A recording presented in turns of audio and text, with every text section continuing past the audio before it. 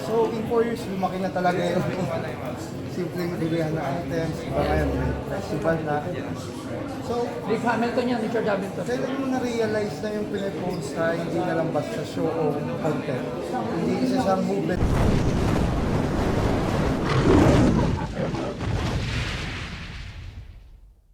Sa social media.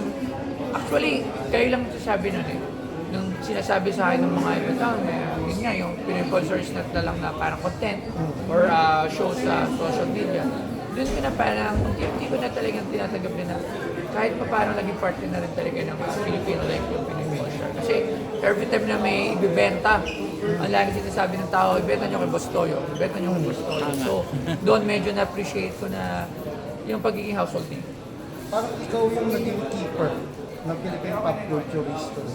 Nakaramdam ka ba ng pressure o sa loob na alam mong hawak mo yung items na dapat ay nasa museum na lang? Ayun, malimit ko na karamdam ng pressure, lalo na pagka yung mga item ang hirap presyon. Kasi binavalue natin yung hirap ng nagbebenta. Tapos syempre, ang hirap din bilhin ng mahal kasi mabigat din sa bulsa. So, yung pressure lagi ng paano to pressure yung magamit ng sikat, napakahirap. Sobrang iba yung dating sa akin. So, sobrang dami na dito ng items na mga sikat.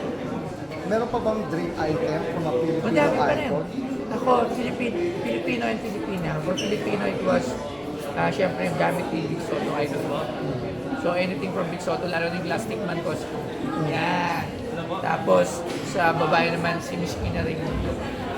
Yan, until now, yung pa rin yung sagot ko, hindi nagbabago. So, ano yung pinakamahirap na item na nabili? Hindi dahil sa presyo, kundi dahil hirap na hirap yung seller na ilit. Pinakamahirap na gamit. Actually, yung kay Francis Magalari ko rin. Kasi, bago ibenta ni Spia yung polo, kung hindi lang dahil din sa may sakit yung isang parokya member, so hindi niya ilalat go.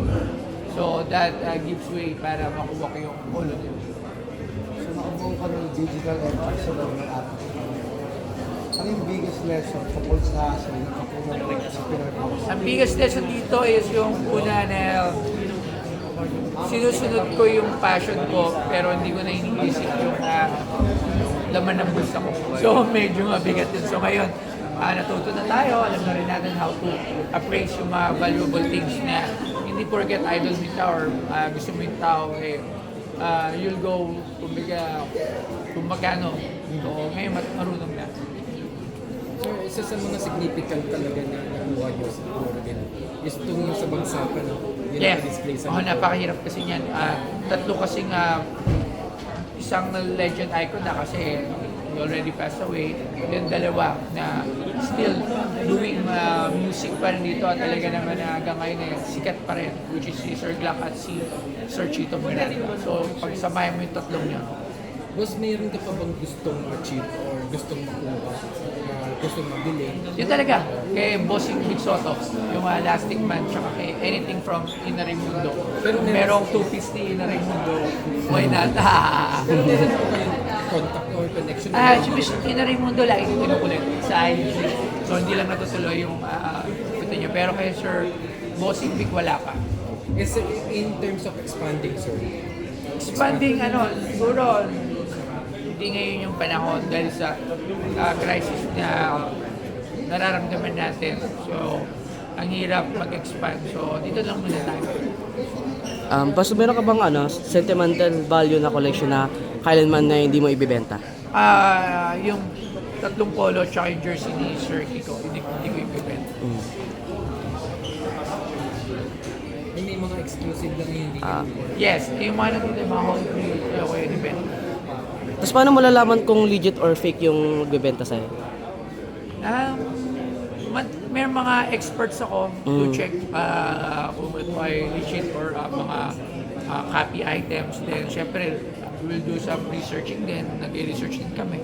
And, syempre, photo matching and video matching. So, yun yung mga basehan namin. So ano na lang yung mga ma-advise mo sa mga mga collection? Sa mga kapwa ko collector, gawin nyo na lang gawin kung saan kayo magpapasaya. If hindi kayo masaya sa ibang koleksyon ng ibang tao, yan lang. Kasi syempre, kanya-kanyang tao may iba't ibang taste na pamamalekta. So, yan. Sir, ano pong mangyayari today? Today is the day 2. So ngayon nandito yung mga basketball legends natin, yung mga Gilos player. So they're gracing the event. Nananbayag na nyo yan ng matibay mga klase ng mga basketball memorabilia. Thank you po. Right. Thank you Maraming po. salamat. Thank you, Yes, sir. sir.